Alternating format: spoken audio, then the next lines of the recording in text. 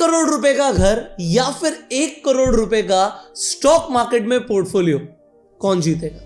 आज इस वीडियो के अंदर हम सिर्फ डिस्कशन नहीं करेंगे, हम डेटा देखेंगे, पिछले 5 साल का डेटा निकाल के देखेंगे कि भाई अगर हमने 1 करोड़ रुपए का घर खरीद लिया होता या फिर 1 करोड़ रुपए हमने स्टॉक मार्केट में लगा दिए होते तो कौन जीतता। एक छोटा सा कंपैरिजन नहीं करने वाले हम 5 साल का भी डेटा देखेंगे, 10 सालों का भी देखेंगे और आने वाले टाइम में एक फ्यूचर पर्सपेक्टिव की भी बात करेंगे कि आप लोगों को कहां पर पैसा लगाना चाहिए और उसका क्या फायदा होगा, क्या नुकसान होगा। तो वीडियो को आप एंड तक देखिएगा और अगर वीडियो पसंद आए तो इस वीडियो को लाइक भी करना और शेयर जरूर करना। अब शुरू करते हैं। सबसे पहले बात करते हैं कि अगर आज आपने 1 करोड़ रुपए का घर खरीद लिया, हमने एग्जाम्पल लिया, 2 फ्रेंड्स हैं, एक का नाम है राहुल और दूसरे का नाम है अंकित। अब राहुल क्या करता है, राहुल क्या कहता है कि भाई मुझे तो घर खरीदना है, मैं तो घर खरीदूंगा, 1 करोड़ रुपया मैंने बड़ी मुश्किल से जोड़ा है और मैं इसका घर खरीदने वाला हूं। अंकित क्या करता है, अंकित मेरी वीडियो देख लेता है और वो स्टॉक मार्केट में इन्वेस्टमेंट करता है। कैसे करता है, उसकी क्या अप्रोच रहती है, मैं एग्जैक्टली दिखाने वाला हूं। ठीक है, सो अब सबसे पहला सवाल है, अगर ये दोनों ही लोगों ने 5 साल पहले, एक ने घर खरीदा और एक ने स्टॉक मार्केट में इन्वेस्टमेंट किया, तो क्या रिटर्न रही होगी। सबसे पहले तो मैं घर की बात कर लेता हूं। भाई पिछले 5 साल के अंदर अगर हम घर की बात कर रहे हैं, अच्छा घर, मेरे जो पर्सपेक्टिव है वो होता है हमेशा जमीन से, मतलब मैं लैंड की वैल्यू को देखता हूं और लैंड के ऊपर एक घर बना हुआ है, ऐसा मैं अज्यूम करके चल रहा हूं। आप लोग हो सकता है बॉम्बे से हो, पुणे से हो, किसी और मेट्रो सिटी से हो, गुड़गांव से हो, आपके लिए घर एक अपार्टमेंट हो सकता है। मेरे लिए अपार्टमेंट घर नहीं होता, मेरा थोड़ा सा देखने का तरीका अलग है। क्यों? क्योंकि अपार्टमेंट पुराने हो जाते हैं, उसमें डेप्रिसिएशन होता है, उसमें मेंटेनेंस लगती है, तो मेरे दिमाग में अपार्टमेंट की या बिल्डर फ्लोर की वैल्यू कम है, वो नहीं बढ़ेंगे उस स्पीड से जिस स्पीड से लैंड बढ़ती है। ये बिल्कुल क्लियर है और मैं इसके ऊपर कोई डिस्कशन करना भी नहीं चाहता। पॉइंट यहां पर यह है कि अगर आपने घर खरीदा, कोई छोटे शहर में ही सही, वाराणसी हो सकता है, कोई और हो सकता है, बुलंदशहर हो सकता है, आपने कहीं पर भी एक घर खरीद लिया 1 करोड़ रुपए में, घर आ गया जमीन के साथ। अब बात करते हैं कि पिछले 5 सालों में अगर हम नॉर्मल डेटा देखें तो जर्नली मैंने ये देखा है एक जनरल बेसिस पर कि प्रॉपर्टी के प्राइस सीधा डबल हुए पिछले 5 साल में, और ये मिनिमम है। हो सकता है आपके शहर में 2.5 गुना या 3 गुना ना हो गए हो, ऐसा भी हो सकता है। तो पिछले 5 सालों में प्रॉपर्टी ने ऑलमोस्ट डबल की छलांग मारी है। क्या ये हर साल होता है? क्या ये दिल्ली में हुआ? दिल्ली में नहीं हुआ, गुड़गांव में हो गया। तो ये जो प्रॉपर्टी है वो सब्जेक्टिव है, बट फिर भी 5 साल में रेट बढ़े हैं। मैंने एज्यूम कर लिया कि दुगने तो हो ही गए। तो राहुल के तो बल्ले बल्ले हो गई, 1 करोड़ रुपए गए, जो घर है उसकी वैल्यू 2 करोड़ हो गई। अब अंकित क्या हो सकता है, अंकित अपना पैसा डुबो भी सकता है स्टॉक। हर बार ग्रोथ नहीं मिलती है, जरूरी नहीं है। अगर अंकित ने 1 करोड़ रुपए गलत स्टॉक्स में लगा दिए, गलत म्यूचुअल फंड में लगा दिए, तो प्रॉब्लम हो सकती है, पैसा ना बढ़े। अब मैं आपको एक चीज दिखाना चाहता हूं, पहले स्टॉक मार्केट को बोलने से पहले या प्रमोट करने से पहले एक वार्निंग देता हूं। पिछले 1 साल में दोस्तों स्टॉक मार्केट ने कोई रिटर्न नहीं दी। अगर 1 साल पहले किसी ने निफ्टी में पैसा डाला होता, 1 करोड़ रुपए डाला होता, तो आज सिर्फ 96 लाख होता, 4 लाख का नुकसान होता। 4% नीचे है निफ्टी जिस वक्त मैं ये वीडियो बना रहा हूं। अगर आप 5 साल का डेटा निकालेंगे तो लगभग 55% की रिटर्न दी है निफ्टी ने। तो 5 साल में सिर्फ 55% की रिटर्न, और प्रॉपर्टी के पैसे हो गए डबल। तो कौन जीता? आप कहोगे अरे यार राहुल जीत गया। मैंने क्या बोला, अंकित ने ना मेरी वीडियो देखी थी, उसने सिर्फ निफ्टी में इन्वेस्टमेंट नहीं किया, उसने एक स्मार्ट इन्वेस्टमेंट करी और वो आज मैं आपको बताने वाला हूं। अंकित ने क्या कहा, अंकित क्या सोचा कि यार मैं ना सिर्फ और सिर्फ निफ्टी में पैसा नहीं डालूंगा, मैं लार्ज कैप में भी पैसा लगाऊंगा, मैं मिड कैप में भी पैसा लगाऊंगा, मैं स्मॉल कैप में भी पैसा लगाऊंगा। अब लार्ज कैप क्या होता है? लार्ज कैप होते हैं बड़े शेयर्स, बड़े शेयर मतलब बड़ी कंपनियों के शेयर्स। ठीक है, जो निफ्टी 50 के अंदर टॉप 50 कंपनियां हैं वो हमारे लिए लार्ज कैप हो गई। ऐसे ही मिड कैप होता है, ऐसे ही स्मॉल कैप होता है। अब यहां पर अंकित क्या करता है, अंकित एक अप्रोच यूज करता है जिसे मैं कहता हूं मोमेंटम इन्वेस्टिंग। अच्छा, आप लोगों ने ना आज तक वैल्यू इन्वेस्टिंग बहुत सुना होगा। Value investing Warren Buffett follow करते थे। और वैल्यू इन्वेस्टिंग के ऊपर बुक्स हैं। वॉरेन बफे के जो गुरु थे बेंजामिन ग्रैम, वो भी वैल्यू इन्वेस्टिंग ही करते थे। यार मैं आपको एक चीज़ समझाता हूँ, वैल्यू इन्वेस्टिंग से डेफिनेटली 20 साल में, 25 साल में, 30 साल में बहुत बड़ा पैसा बन सकता है, कोई डाउट नहीं है। अंडर वैल्यूड कंपनीज को आप ढूंढ रहे हो, उनमें बैठे हो, आज नहीं तो कल वो कई गुना हो सकती है, उनमें से कुछ कंपनियां भी ग्रो हो गई तो भी आपके बल्ले बल्ले हो जाएगी। तो ऐसा वॉरेन बफे की अप्रोच है। मेरी अप्रोच अलग है। मेरी अप्रोच बिल्कुल क्लियर है कि जो घोड़ा तेज भाग रहा है मैं तो उस पर दांव लगाऊंगा। जो कंपनी चल रही है, जिसका स्टॉक भाग रहा है, मैं उस पर पैसा लगाऊंगा। अगर उसने भागना बंद कर दिया मैं पैसा निकाल दूंगा और दूसरे घोड़े पे दांव लगा दूंगा। तो ऐसे में जो घोड़ा रेगुलर परफॉर्म कर रहा है वो मुझे पैसा कमा के देगा। इसे बोलते हैं मोमेंटम इन्वेस्टिंग, कि आप ऐसे सेक्टर को ढूंढ रहे हो बार बार, ऐसे स्टॉक को ढूंढ रहे हो बार बार जो आपको पैसा बनाकर दे रहा है। अब आप कहोगे भैया हम कैसे ढूंढेंगे, हम तो रहे आम आदमी। आम आदमी कैसे पता लगा कौन सा स्टॉक भाग रहा है? हाँ भाई, शेयर मार्केट में तो 20-20 गुना होता है पैसा लोगों का, बट हम ऐसे कौन से स्टॉक ढूंढ लेंगे? हम तो गलती कर सकते हैं। अब आप लोग गलती ना करो। आज की डेट में ना एआई का जमाना आ गया दोस्तों, हर कोई एआई पे शिफ्ट हो रहा है। अगर आप इन्वेस्टिंग के लिए थोड़ा सा एआई यूज कर लोगे तो इससे आपका टाइम भी बचेगा और पैसा भी तेजी से ग्रो होगा। मैं आपको डेटा देखा, एक होता है निफ्टी 50, ठीक है, ये देखो यहाँ पे निफ्टी 50 लिखा है, इसमें आगे इंडिया की टॉप 50 कंपनी। हम कह रहे हैं इन 50 में से भी 20 पकड़ लो जिनमें तेजी दिख रही है। अब वो तेजी देखने का तरीका ट्रेंड लाइन से हो सकता है कि वो इंडिकेटर बेस्ड हो सकता है।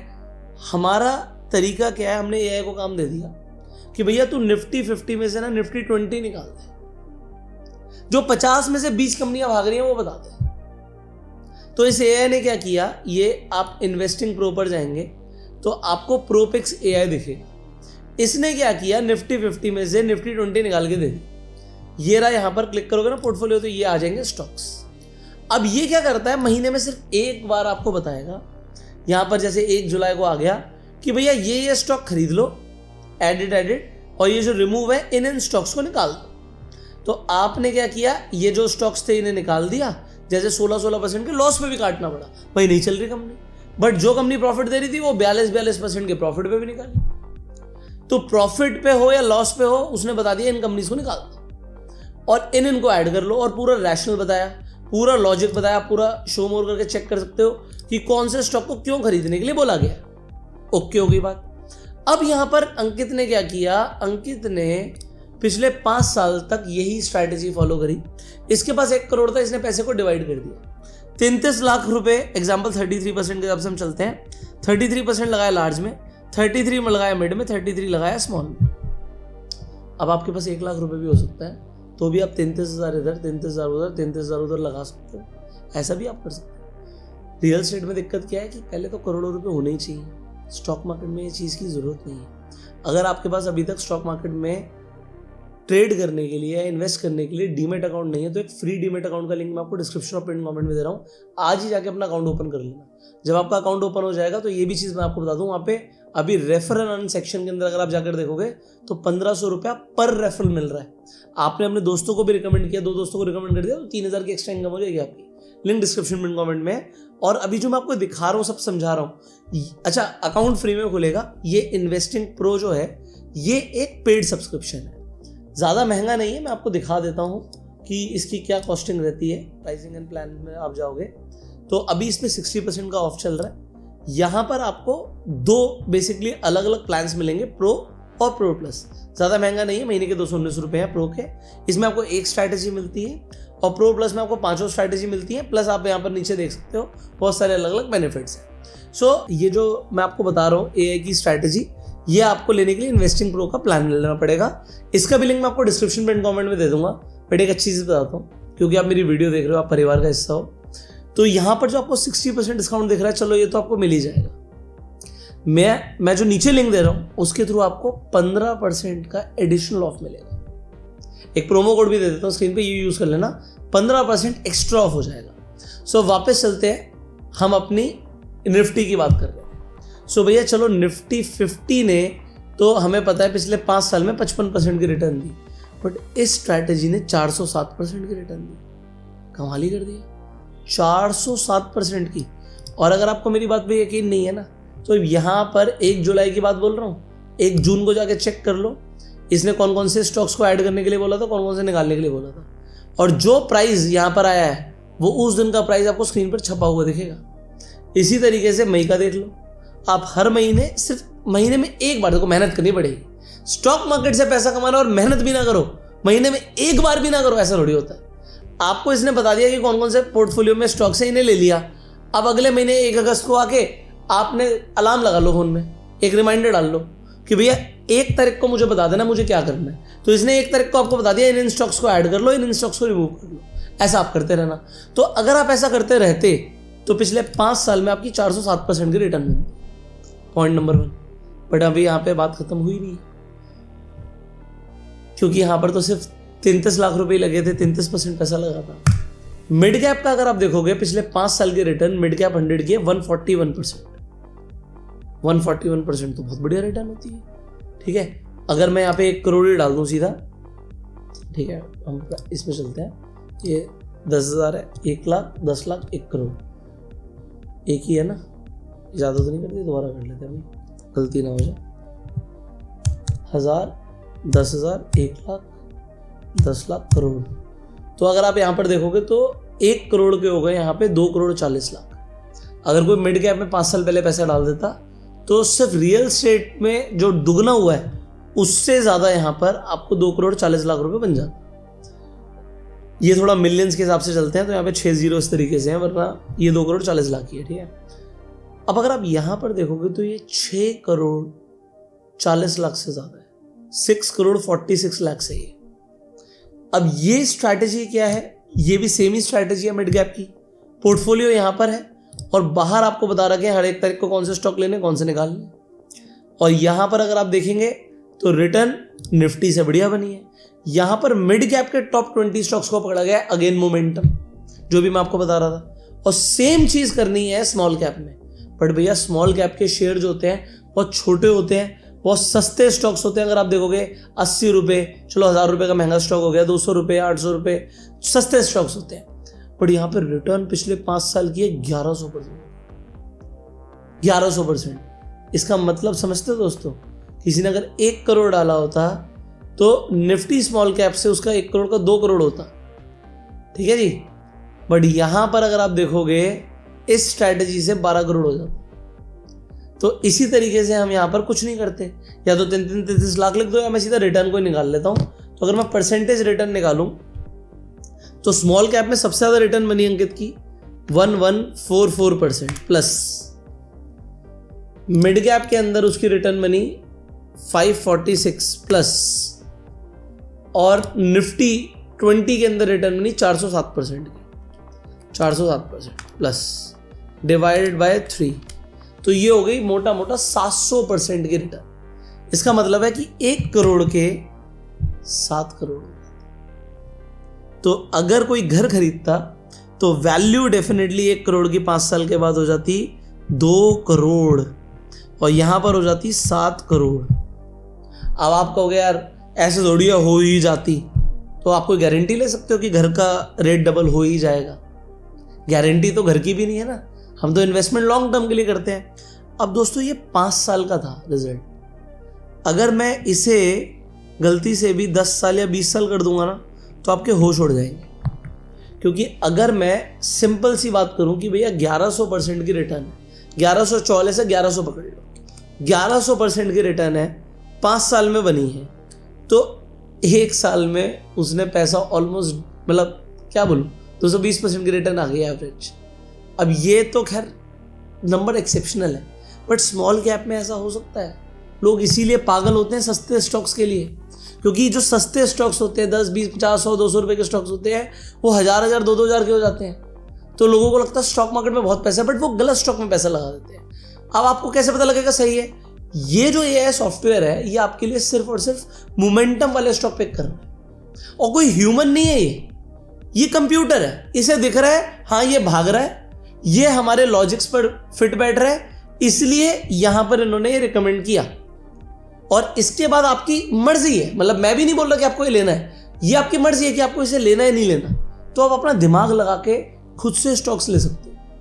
अब अगर ये स्टॉक्स भागना शुरू करते हैं तो भैया 20 साल बाद क्या होगा मुझे बताने की जरूरत नहीं। क्यों? क्योंकि अगर मैं एक सिंपल लमसम कैलकुलेटर पर जाऊं, 1 करोड़ का ही पोर्टफोलियो है भाई, निफ्टी की ही रिटर्न पकड़ लो, निफ्टी की रिटर्न, तो अगर आप यहाँ पे 20 साल चले जाते हो ना, 20 साल, और 15% से सिर्फ निफ्टी ग्रो करती रही, ये सब आपने नहीं किया, तो 1 करोड़ के आपके 16 करोड़ हो जाएंगे। आप यहाँ पर देख सकते हो 2 3 4 5 6 7 16 करोड़ हो जाएंगे 1 करोड़ के, 16 गुना हो जाएगा पैसा। रियल एस्टेट स्टॉक मार्केट की कभी स्पीड नहीं पकड़ सकता। अगर वो 10% की भी सालाना रिटर्न देगा तो यहाँ पे 16 के 6 ही होंगे या 7 ही होंगे। तो ये बहुत बड़ा, डबल से ज्यादा का डिफरेंस आ जाएगा अगर सिर्फ निफ्टी की बात करूं। और गलती से अगर आपने अंकित वाली स्ट्रैटेजी फॉलो कर ली तो पता नहीं क्या होगा। बट आपको मैं ये चीज बता रहा हूं, मैं ऐसा बिल्कुल नहीं कहूंगा कि मैं घर के फेवर में नहीं हूं। मैं हमेशा बोलता हूं कि पहले अपना घर लो, एक घर अपना होना चाहिए, क्योंकि वो जो मेंटल पीस प्रोवाइड करता है ना, वो आपको पोर्टफोलियो नहीं करेगा। मतलब इंडिया के लिए वो बहुत जरूरी है। और दूसरी चीज ये है कि एक घर अपना होना चाहिए, उसके बाद अगर आप प्रॉपर्टी बना रहे हो तो फिर any time any day stock market का पोर्टफोलियो हमेशा घर रियल एस्टेट से फार फार बेटर है। क्यों बेटर है? इसका एक रीजन नहीं है, बहुत सारे रीजन है। ब्रोकरेज की बात करते हैं। आज लोग दुबई में घर खरीदना चाहते हैं, आपको पता है ब्रोकरेज कितनी लगती है? 4%। लोग कहते हैं कैपिटल गेन के टैक्सेस नहीं है, मानता हूं नहीं, इंडिया में है। इंडिया में आप ब्रोकरेज पता है कितनी देते हो? 1 से 2% की ब्रोकरेज। उसके बाद आप टैक्स देते हो कैपिटल गेन टैक्स। आप कैपिटल गेन टैक्स दोगे, ठीक है जी। अब आप कहोगे कैपिटल गेन टैक्स तो भाई स्टॉक मार्केट में भी है, आपका 0 करा दूं स्टॉक मार्केट का कैपिटल गेन टैक्स। बताऊं आपको एक तरीका, एक सीक्रेट तरीका है। आपको स्टॉक मार्केट से मान लो 10 करोड़ रुपए का कैपिटल गेन आ गया, अपने सीए से बात करना तो आपको बताएगा। अगर आप किसी रेजिडेंशियल रियल एस्टेट के अंदर इन्वेस्ट कर दोगे ना, तो ये जो आपका कैपिटल गेन टैक्स है ना, ये माफ हो जाता है। आपका सीए आपको बेटर गाइड करेगा। बट मैं आपको बता रहा हूँ, ये जो कैमेलियर्स है ना, 100 करोड़ के कैमेलियर्स बिकते हैं, इन लोगों के पास इक्विटी होती है, ये अपनी इक्विटी बेचते हैं। स्टार्टअप फाउंडर्स होते हैं, इक्विटी बेचते हैं, पैसा आता है, उस पर टैक्स देना होता है। ये टैक्स बचाने के लिए लूप होल निकाल रखा है लोगों ने कि वो महंगे रियल एस्टेट में इन्वेस्टमेंट कर देते हैं। और जब महंगे रियल एस्टेट में इन्वेस्टमेंट आप कर देते हो, रेजिडेंशियल में, कमर्शियल में नहीं, रेजिडेंशियल में, तो आपका टैक्स हो जाता है 0। आप कहोगे यार ये क्या कमाल की चीज है? तो स्टॉक मार्केट से पैसा बनाओ ना, उसके बाद प्रॉपर्टी बना लेना, टैक्स बचेगा आपका। आगे बढ़ते हैं, घर की हम बात करते हैं। देखो, अपना एक घर होना बहुत जरूरी है। अगर अपना घर होगा, स्टेबिलिटी रहेगी। आपने अपना घर ले लिया, ठीक है, उसके बाद एक और घर ले लिया, अभी भी स्टेबिलिटी है, एक स्टेबल पोर्टफोलियो है, एक वैल्यू दिखती है बंदे की। एक वजनदार आदमी होता है, इसके पास प्रॉपर्टी होती है। क्योंकि भैया मेरे पास प्रॉपर्टीज हैं, मेरा स्टॉक मार्केट के पोर्टफोलियो से आज भी रियल एस्टेट का पोर्टफोलियो बहुत बड़ा है, ठीक है, तो वो बहुत बड़ा डिफरेंस है। बट मैं अलग तरीके से काम करता हूँ रियल एस्टेट में। मतलब लोगों की तरह नहीं है ना, सिर्फ बाय एंड होल्ड नहीं है, मोमेंटम के साथ इन्वेस्टिंग करते हैं रियल एस्टेट के अंदर भी, और उसके अंदर हम बिल्डर फ्लोर्स वगैरह बनाते हैं, तो वो पैसा चर्न होता है। बात यहाँ पर यह है, रियल एस्टेट से एक रेंटल इनकम के अलावा और कोई इनकम नहीं आ सकती। या तो आपको कैपिटल गेन बनेगा कि आपको प्रॉपर्टी बेची, पैसा कमाया, आपने उसके ऊपर फ्लोर्स बना के बेच दिए, अगेन कैपिटल गेन है, या फिर रेंटल इनकम, ये आपको आएगी। तो रेंटल इनकम अगर आपको पसंद है तो डेफिनेटली गो अहेड। बट फिर ये निकालना पड़ता है कितनी रेंटल इनकम। प्रॉपर्टी आपकी है 20 करोड़, रेंट आ रहा है 5 लाख, मेरे को तो सेंस नहीं लगता। डिपेंड करता है किसकी कितने की है। किसी की 2 करोड़ की और 20,000 करोड़ रेंट आ रहा है, तो आप दिमाग लगाओ, आपको सही लगता नहीं लगता। प्रेस्टीज जरूर होती है एक। अगर आपके पास रियल एस्टेट है, इनफैक्ट आपके पास एक से ज्यादा रियल एस्टेट है, तो इंडिया के अंदर इसे बहुत अच्छा समझा जाता है। आज की रेट में किसी भी लड़की की शादी होती है तो सबसे पहले पूछा जाता है घर अपना है ना। इसीलिए मैं आपको हमेशा बोलता हूं कि घर तो एक तो अपना ले लो, क्योंकि आप क्या करोगे अगर अपना घर भी नहीं है ना, तो जो पैसा आपको लगेगा ना मैं स्टॉक मार्केट में ग्रो कर लूंगा, इसे नहीं कर पाओगे। घर लेने में ना सारे पैसे लग जाते हैं। स्टॉक्स तो क्या है कि हमारी छोटी सी जरूरत भी होगी ना, एक नया आईफोन आएगा तो हम स्टॉक्स बेच देते हैं, तो ये बेचना बहुत आसान होता है, घर बेचना आसान नहीं होता। लोगों की लास्ट चीज होती है, लास्ट सबसे बड़ा पूंजी होती है कि घर अपना है। तो घर अपना रखो, मेहनत जरूर लगती है, बहुत पैसा लगता है। मैं इसमें गलत नहीं बोलूँगा, लोगों के घर के जो औरतें होती हैं उनके जेवर बिक जाते हैं घर आने के लिए, बट वो भी अच्छा है अगर घर अपना आ रहा है। मैं तो ऐसा आदमी हूँ, मैं तो ये मानता हूँ। मेरे जो दादा परदादा है मुझे तो यही सिखा के गए हैं और यही मैं आगे पास ऑन करूँगा कि घर अपना होना चाहिए। उसके बाद एक इमोशनल वैल्यू ज़रूर होती है, घर से घर अपना बनाया, मेहनत से बनाया है, बट घर के नेगेटिव्स भी हैं, वो बाद में बात करते हैं। पहले पोर्टफोलियो के बेनिफिट्स देख लेते हैं। चलो घर की हमने बात करी भाई, अगर आपके पास स्टॉक मार्केट में पोर्टफोलियो होगा ना, वो भी नहीं होता लोगों के पास। अगर पोर्टफोलियो होगा तो उसमें एक एक्सपोनेंशियल ग्रोथ के चांसेस होते हैं। एक्सपोनेंशियल ग्रोथ में आपको शॉर्ट में समझाता हूँ।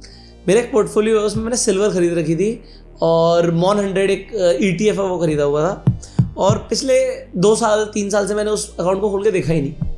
इस बार मैंने उस अकाउंट को खोला, वो अकाउंट डबल हुआ पड़ा, सीधा डबल से भी ज़्यादा ही था पैसा इनफैक्ट। तो 100% से ऊपर की रिटर्न उसमें पड़ी हुई थी। अब सिल्वर और मॉन 100 के साथ और भी चीज़ें थी। आप तो देखो सिल्वर ऑलमोस्ट 4 गुना हो गई थी, बट जो मेरा भाव था उससे मतलब ऑलमोस्ट काफ़ी ज़्यादा बढ़ गई थी। अभी तो वापस नीचे आ गई, इसलिए 2 गुना दिख रहा है। बट कहने का मतलब है यार, ये जो ग्रोथ है ना, ये कि डबल हो गया, ट्रिपल हो गया। आज मेरे क्रिकेट का कोच है, उसने बोला मैंने आपकी ना लॉकडाउन के बाद वीडियोस देखनी शुरू करी, तो मैंने खुद इन्वेस्टमेंट करी। उसने कुछ सिल्वर में किया, कुछ ETFs में किया। उसने कहा पाजी मैंने ना 8-8.5 लाख रुपए डाले थे और मेरे 21-22 लाख रुपए हो गए यार। तो मैंने यार देखा क्या जादू है स्टॉक मार्केट में। मतलब सिल्वर आपको पता है ना, आप ETFs खरीद सकते हो, आपको ज्वेलर से खरीदने की जरूरत नहीं है। सो ये जो चीज़ है ना, ये आपको स्टॉक मार्केट प्रोवाइड करती है। फिर क्विक लिक्विडिटी है। आज आपने घर खरीद लिया, अब आप घर बेचने के लिए लगाओ भाई, महीना 2 महीना 6 महीना साल भर तक भी ग्राहक ना है, कोई बड़ी बात नहीं। आपको रेट हमेशा कम करके बेचना पड़ेगा जब भी आपको रियल एस्टेट बेचना है। आप स्टॉक पता है किस भाव पे बेचते हो? भाव टू भाव। आपको बिड आस्क स्क्रीन पर दिखता है, आपको एडिटर दिखा रहे होंगे, निफ्टी के ETF का आपको बिड आस्क दिख रहा है। ये जो बिड और आस्क दिख रहा है, ये एग्जैक्ट भाव टू भाव, पॉइंट डेसिमल्स का फर्क है।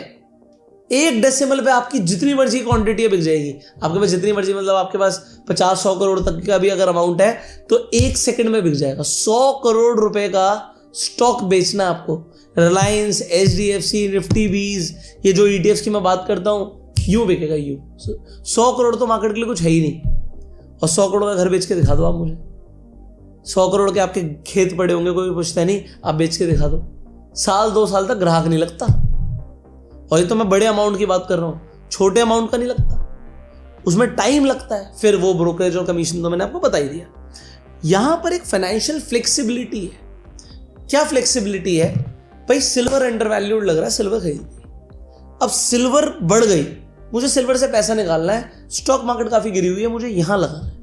स्टॉक मार्केट में भी मान लेते हैं फार्मा और हॉस्पिटल के स्टॉक्स गिरे हुए हैं, मुझे इनमें पैसा लगाना है। मैंने लगा दिया। अच्छा, फार्मा हॉस्पिटल अच्छे ग्रो कर रहे हैं, हर IT काफी गिर गया, IT में लगाना है, निकाला पैसा IT में लगा दिया।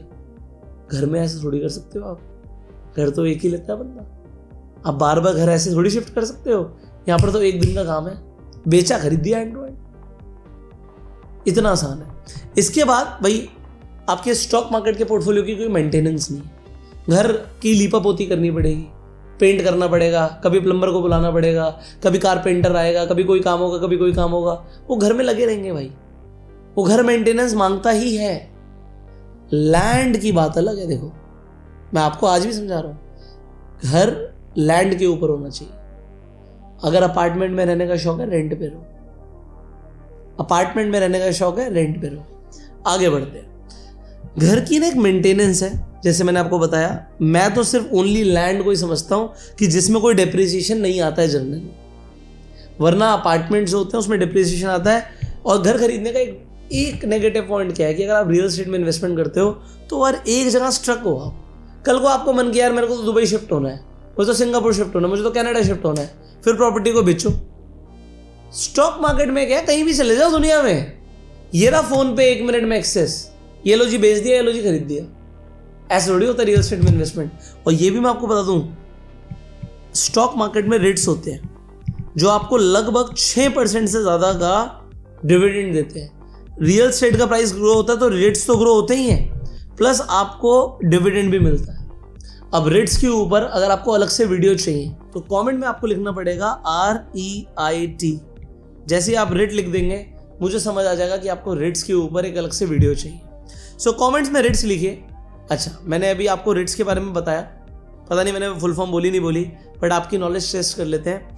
रिट्स की फुल फॉर्म क्या होती है ये जरा नीचे कमेंट्स में बताइएगा ना मुझे। फाइनली मैंने इस वीडियो में बहुत टाइम लेके एज अ ब्रदर आपको समझाने की कोशिश करी है कि भाई आप घर में इन्वेस्टमेंट करें या अपना स्टॉक मार्केट में पोर्टफोलियो बनाएं, क्या बेहतर है। देखो, मैं आपको गाइड कर सकता हूं, बट अगर आप इन्वेस्टमेंट का कोई भी डिसीजन ले रहे हैं अपने इन्वेस्टमेंट एडवाइजर से पूछ के लीजिएगा, सलाह करके लीजिएगा, सोच समझ के लीजिएगा, क्योंकि फाइनेंशियल मार्केट्स में इन्वेस्टमेंट करना रिस्की होता है। बाकी अगर आपको इन्वेस्टिंग प्रो की ये स्ट्रैटेजीज चाहिए, मैं तो इन्हें फॉलो करता हूं, आपको फॉलो करना है तो इन्वेस्टिंग प्रो का लिंक भी नीचे है, और अगर आपके पास स्टॉक्स खरीदने के लिए डीमेट अकाउंट नहीं है तो फ्री डीमेट अकाउंट का भी लिंक नीचे आपको डिस्क्रिप्शन और पिन कमेंट में मिल जाएगा। फाइनली मैं आपसे मिलूंगा अगली वीडियो में। इस वीडियो को लाइक कीजिए, इस वीडियो को शेयर कीजिए, इससे लोगों को समझ आए रियल एस्टेट में इन्वेस्टमेंट बेटर है या स्टॉक मार्केट में बेटर है। एक और चीज दो शॉर्ट में, स्टॉक मार्केट में इन्वेस्टिंग अब 100 रुपए से भी शुरू कर सकते हो, SIP भी अब 100 रुपए से शुरू कर सकते हो, बाकी आपकी मर्जी है। Subscribe this channel, click on the bell icon. You go self made and Jai Hind.